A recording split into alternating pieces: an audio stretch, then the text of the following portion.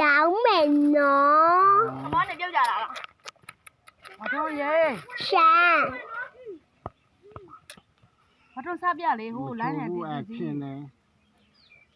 ဟောရအောင်တို့ထားတယ်လားဗျာရန်ချိုးနာပဲအဲ့ဒါဆိုတာကကြောက်ငါဟာမဒစ်တာမဒစ်တာချိုးစိတ်နာပဲနော်